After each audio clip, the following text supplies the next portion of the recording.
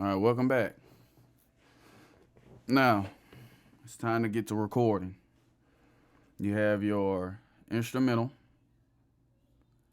You have your track for your main vocals. You have your track for your dubs. Now, you can add more tracks as you go, but I'm just starting with these just to get you started with the basics. All right, now, since you have your beat set up, and now you will arm the track. You know your track is armed when this red light will be flashing. Now, to begin to record, simple.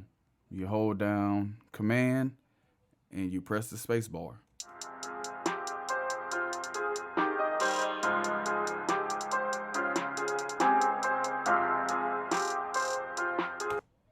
To stop, you press the space bar. To play back, you hit return, and you hit space.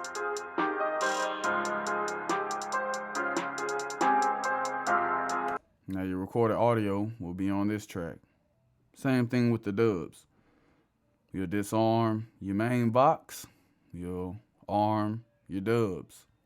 Same thing, you hold down Command, and you press the space bar. Now if you're on the Windows, you can click up here, record enable button, and you press space bar.